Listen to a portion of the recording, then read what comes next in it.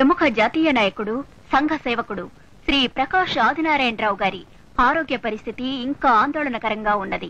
రేపు ఉదయం వరకు ఏమీ చెప్పలేమని హాస్పిటల్ నుంచి వెలువడిన బులెటిన్ తెలియజేసింది.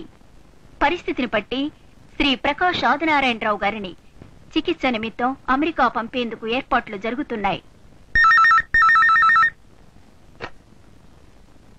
హలో సార్, నేను రిపోర్టర్ వేణుని మాట్లాడుతున్నాను సార్. ఏమైంది? ప్రకాష్ ఆదినారాయణరావు పరిస్థితి ఎలా ఉంది? ఆయన చనిపోయారు సార్. అవును సార్, మళ్ళీ ఒకసారి కన్ఫర్మ్ చేసుకో. అక్కర్లేదు సార్, ఈ విషయం నా ఒక్కడికే తెలుసు.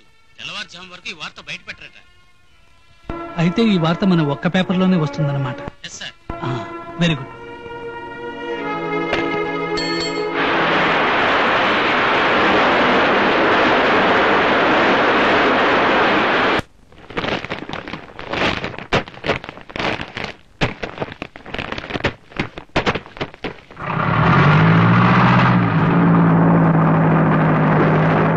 జస్ట్ మినిట్ సార్, మీకు ఫోన్. హలో సార్, నేను రిపోర్టర్ వేణుని. పెద్ద పొరపాటు జరిగిపోయింది సార్. ఏమిటది? Sorry sir. ఏమిటయ్యా? Very very sorry sir.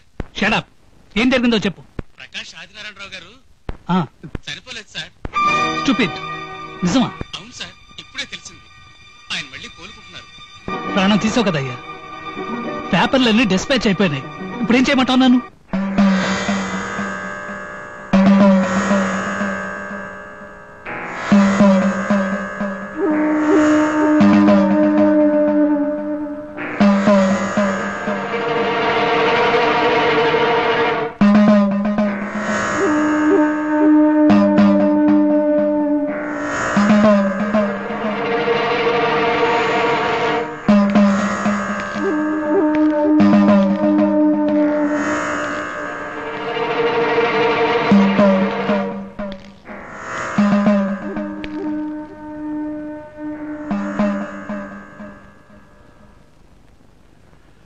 క్షమించండి, అర్ధరాత్రి వచ్చి మీకు అంతరాయం కలిగించాను. మీకు అర్ధరాత్రి, మాకు శుభోదయం.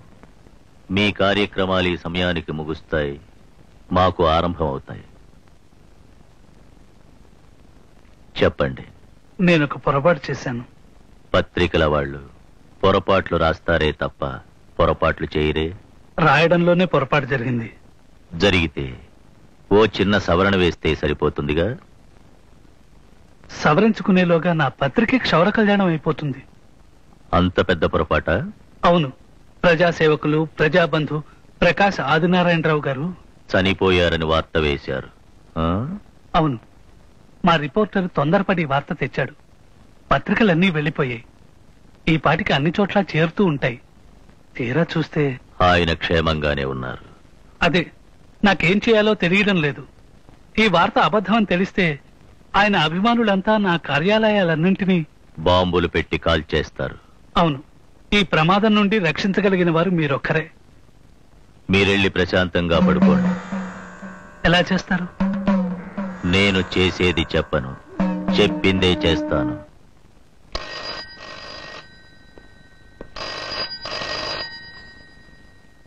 హలో, ప్రకాష్ ఆదినారాయణరావు గారు ఎలా ఉన్నారు? No, he is all right sir. No, తెల్లవారేసరికి ఆయన పోయారని పత్రికల్లో రావాలి. ఎస్, ఆయన ప్రశాంతంగా పడుకున్నట్టున్నారు. ఆయనకి దేవుణ్ణి చూపించు.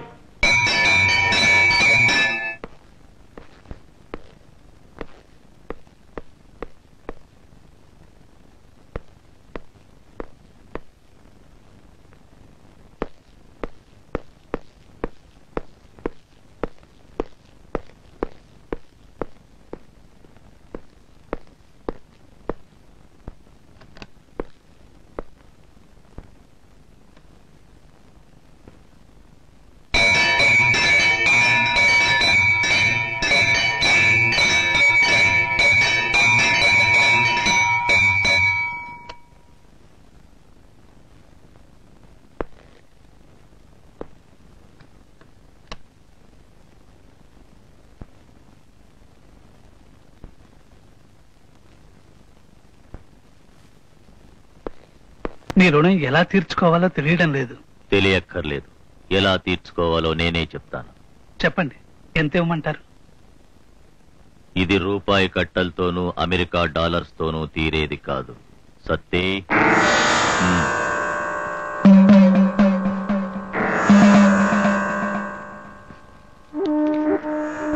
ఈ నరకాసుడికి చావెప్పుడు, ఈ రాష్ట్రానికి మళ్ళీ దీపావళి ఎప్పుడు?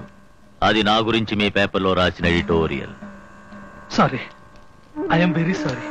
మరి అసలు దీపావళి ఎప్పుడు చేస్తారు?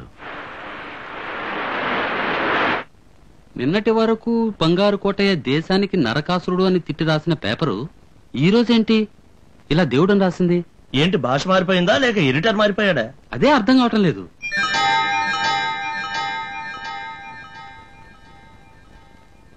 సత్తే వద్దు సార్. మరేం కావాలి? మీ ఆశీర్వాదం చాలు. అదెప్పుడు నీతోటే ఉంటుంది. ఇంకా ఏం కావాలి? ఈ వృత్తి మీద విరక్తి పుట్టింది సార్. అయితే దేవుణ్ణి చూపమంటావా? మరి రాజకీయ నాయకుడిని కావాలనుంది సార్. చాలా చిన్న కోరిక.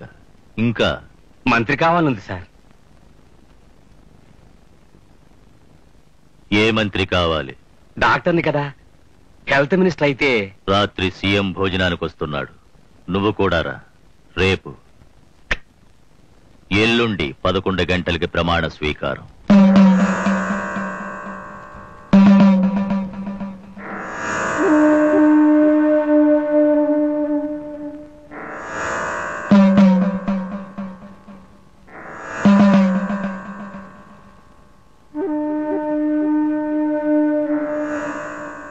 డాక్టర్ నమస్కారం సార్. ఇతనెవరో మీకు తెలిసే ఉంటుంది. డాక్టర్ సుదర్శనం కదా? మనవాడు. రాజకీయాల్లోకి రావాలని ముచ్చట పడుతున్నాడు, మంత్రి కావాలని సరదా పడుతున్నాడు. మంత్రి? రేపు మంత్రివర్గ విస్తరణలో హెల్త్ మినిస్టర్ని చేస్తే బాగుంటుంది. ఇతను ఎమ్మెల్యే కాదుగా? మీ మంత్రులంతా ఎమ్మెల్యేలా? ఎమ్మెల్సీలు కూడా ఉన్నారుగా. ఇతన్ని ఎమ్మెల్సీగా నామినేట్ చేయండి. ఎమ్మెల్సీగానా? ఏ అర్హత? అయిన వాళ్ళందరికీ ఏ అర్హతలున్నాయి? క్షమించండి, అర్హత లేని వాళ్ళెవరికి ఇంతవరకు పట్టం కట్టలేదు. అయినా ఇతను 3 సార్లు సస్పెండ్ చేయబడ్డాడు. ఇతని మీద ఎన్నో కరప్షన్ ఛార్జెస్ ఉన్నాయి. తెల్లగుడ్డలు వేసుకునే గుండా ఇతను. ఇతనిగా మీరు మంత్రి పదవి ఇవ్వమంటున్నారు. డోంట్ గెట్ ఎక్సైటెడ్ సీఎం గారు. సరదాగా భోజనానికి పిలిచాను, సరదాగా పరిచయం చేశాను. మీరు సరదాగా తీసుకోవాలి. గూండాలు ఎమ్మెల్యేలు కాకూడదు, గూండాలు మంత్రులు కాకూడదు అంటారు. Good policy, very good. I really appreciate it. అయ్యగారి నోటి వెంట ఏ మాట పలికితే ఆ మాట శాసనం, ఏ తీర్మానం చేస్తే అది చట్టం. కానీ మన ప్రస్తుత ముఖ్యమంత్రిని నిన్న విందులో అయ్యగారు ఓ చిన్న కోరిక కోరారు. అది మన డాక్టర్ సుదర్శనాన్ని హెల్త్ మినిస్టర్ చేయమని. అటువంటి చిన్న విషయానికి అయ్యగారిని కాదనడం బాధాకరమైనటువంటి విషయం అని మీకు మనవి చేస్తున్నాను. అందుకే ఇక్కడ సమావేశమైన అయ్యగారి విధేయులమైన మనం అందరం కలిసి మన ప్రస్తుత ముఖ్యమంత్రి మీద అవిశ్వాసం ప్రకటిస్తూ ఆయన్ని దించివేయవలసిందిగా తీర్మానితమైనది.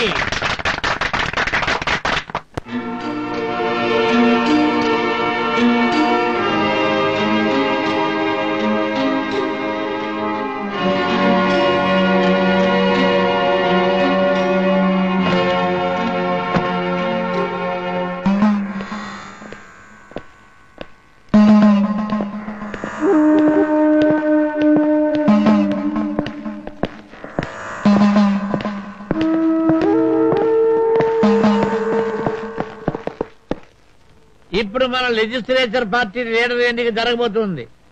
మన పార్టీ సాంప్రదాయ ప్రకారంగా మన అయ్యగారి నోట వెంటే ఏ మనిషి పేరు వస్తే ఆ మనిషి ముఖ్యమంత్రి అవుతారు కదా. ఇది మీకందరికీ సమ్మతమేనా?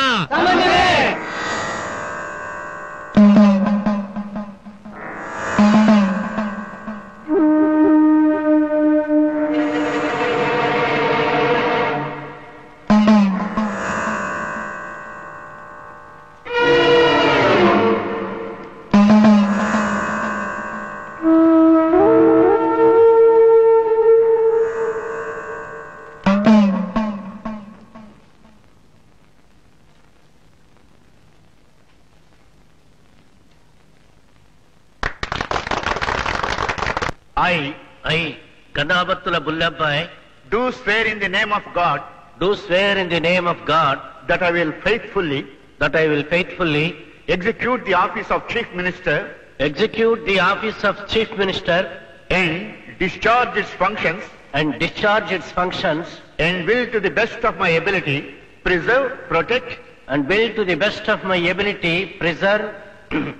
protect and defend the Constitution and the law and that I will devote myself to the service and well-being of